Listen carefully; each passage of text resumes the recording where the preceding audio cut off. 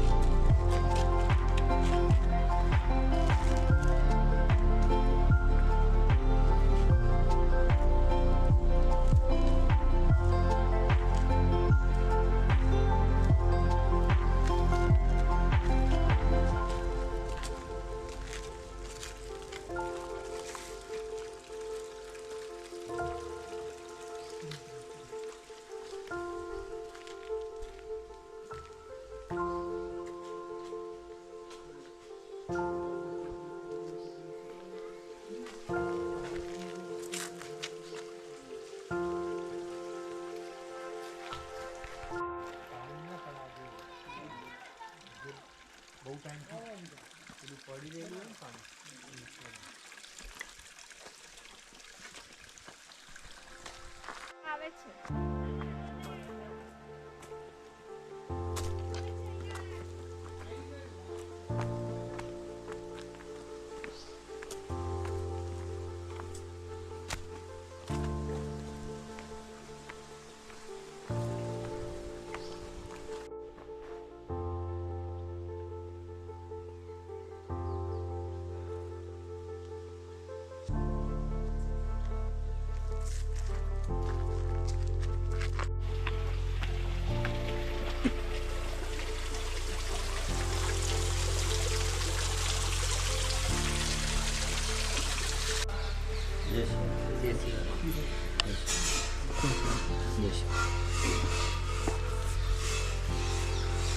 બાપજી આપનું શુભ નામ?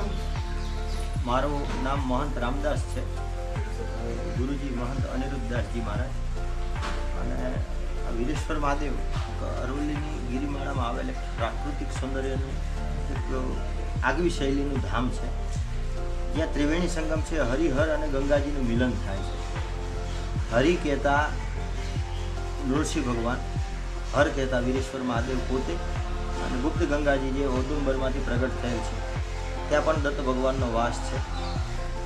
અરવલ્લીની ગિરિમાળાઓ તો ખરી જ, પણ આ ડુંગરનું અહીંયાનું સ્થાનિક નામ છે ઘઉં ડુંગર। વર્ષો પહેલાં આમાં કુદરતી તીરમાં ઘઉં પાકતા, અને ઋષિ પરંપરામાં કોઈ રબારીને એનો બળદ ખોવાઈ ગયેલો, એટલે કોઈ મહાત્માજીએ દર્શન અહીંયા આપેલા। એ મહાત્માજીએ પ્રસાદીમાં ઘઉંના દાણા આપેલા અને કીધેલું તારો બળદ તારા ઘેર પહોંચી જશે। અને ખરેખર એ ત્યાં ગયો તો એને બળદ જોવા મળ્યો, પણ પેલી પ્રસાદીના ઘઉંના દાણા હતા, એ એમ કે ઘઉંમાં શું લેવું તેમ કરીને ફેંકી દીધા। ઘરે જઈને જોયું તો ઊનની જે સાલની જે પછેડી આવે એમાં 4 દાણા ચોંટેલા હતા, સોનાના બની ગયેલા। એટલે સોનાની લાલચમાં એ પાછો એ ઘઉંના દાણા જે જગ્યાએ ફેંક્યા હતા એ શોધવા ગયો, પણ મળ્યું નહીં। એ ઘઉંના દાણામાંથી આખા ડુંગરમાં ઘઉં થતા થઈ ગયા, અને પાણીનો જે પ્રવાહ હતો એ જોયો, પાણીનો પ્રવાહ ક્યાં આવે છે એ જોયું। જે તે સમયે વિજયનગર સ્ટેટને જાણ કરી, પછી ચોરીવાડના રાવલ પરિવાર મોહનલાલ શિવરામ રાવલ પરિવારને પણ જાણ કરી અને એ જમાનામાં 10,000 ચાંદીની મોહરો આપી અને આખા મંદિરનું રિનોવેશન કર્યું ને ત્યારથી મહાદેવજીનું મંદિર પબ્લિકમાં ઉજાગર થયું. એને અંદાજિત 253 વર્ષ થયા. સંવત 1961 કારતક સુદ પૂર્ણિમાને દિવસે મંદિરનું રિનોવેશન ધરતીકંપ પછી કર્યું એટલે એના શિલાલેખ નીકળ્યા જે અહીંયા નીચે પગથિયા ઉતરતા રૂબરૂ પ્રત્યક્ષ જોવા મળે છે. એટલે મંદિરનો પ્રાગટ્ય દિવસ કહી શકાય. પણ આ મંદિરની એક મૂળભૂત પરિસ્થિતિ એ છે કે દક્ષ પ્રજાપતિ વખતથી દક્ષના યજ્ઞનો વિનાશ વીરભદ્રએ કરેલો, જે કથા આપણે બધા જાણીએ છીએ. વીરભદ્રને શ્રાપ મળેલો, ભગવાનની આજ્ઞા વગર ભગવાનના સસરાનું એમને મસ્તક કાપી અને યજ્ઞમાં હોમી દીધેલું.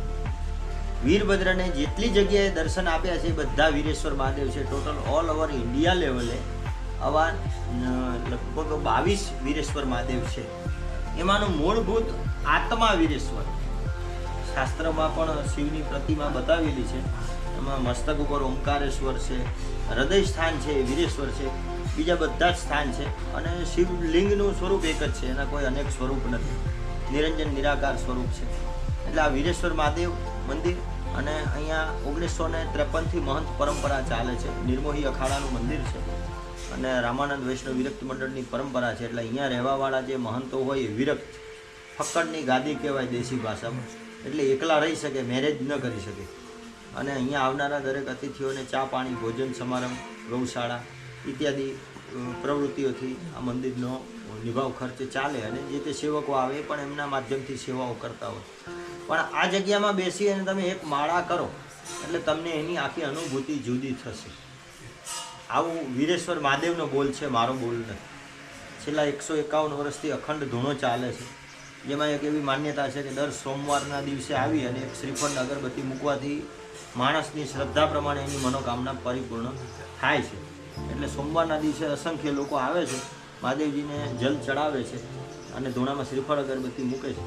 આ જગ્યામાં એવી કોઈ પરંપરા નથી કે મહારાજ જોવા બેસે, દાણા આપે, દોરો બનાવે કે કંઈ ટીપણું ખોલીને જોવે. અંધશ્રદ્ધાને કોઈ સ્થાન નથી. અંધશ્રદ્ધાને કોઈ સ્થાન નથી. અહીંયા સીધે સીધો સુપ્રીમ કોર્ટમાં જ વાતચીત, મહાદેવજીને તમારા દુઃખની વાત કરવાની, જલ ચડાવવાનું, મહાદેવજીને શ્રીફળને અગરબત્તી અડાડી અને મહાદેવજીના ધૂણામાં સમર્પિત કરવાનું.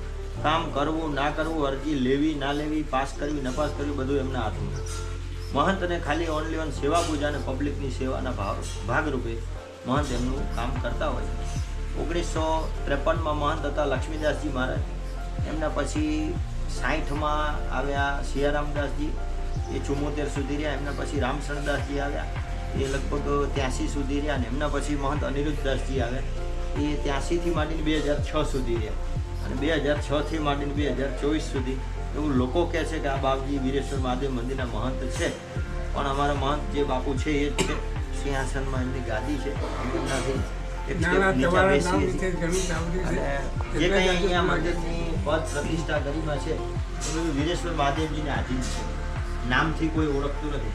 વીરેશ્વર મહાદેવવાળા બાપુ છે એટલા મહાદેવજીના આશીર્વચન છે. અને લોકોનો ખૂબ ભાવ છે. પારિવારિક બધા જોડે રિલેશન છે. સત્સંગ, ભજન, કીર્તન, ભાગવત કથા આવા કાર્યક્રમો કરવા જઈએ, આનંદ કરીએ. અને જ્યાં જઈએ ત્યાં મહાદેવજીના, વિષ્ણુ ભગવાનના, હનુમાનજીના, બધાના, રામજીના ગુણગાન ગાઈએ. અને દરેક પરિસ્થિતિમાં માણસે ખુશ રહેવું સાહેબ. રામ કૃપા એને રોજ દિવાળી, રંગનું ટાણું રે, કામ કરે એની કોઠીએ કોઈ દી ખૂટે નહીં દાણા રે. એવા અલગારી કે આળસુ થઈને આખું ન ખોવું રે. મોજમાં રહેવું, મોજમાં રહેવું, જીવે જીવ મોજમાં રહેવું અને સદાશિવની ખોજમાં રહેવું. એ અભ્યર્થના સાથે આપનું જય સિયારામ. વીરેશ્વર મહાદેવ મંદિરથી મહંત રામદાસના જય સિયારામ. અમને પણ આશીર્વાદ આપો. આ નાગદાદાની છે, પેલી માતાજીની છે સામે. અને હજી એનાથી સવી છે, હમણાં તાજી ઉતારી છે. મંદિરમાં જશો મહાદેવજીના શિવલિંગના ઉપર જ ફ્રેમ મારે, હમણાં ગઈકાલે જ લગાડી. હા બતાવજે જીવા. સાહેબ જય સિયારામ. જય સિયારામ. મિત્રો, આ વીરેશ્વર મહાદેવ છે અને હમણાં તાજેતરમાં ઉપર આપણે જે દર્શન થાય છે એ નાગબાપજીની કાતરી છે અને આપણે ઉતારેલી છે. એ જોઈને પણ આપણને ભવ્ય દર્શન કરવાનો લાવો મળ્યો છે.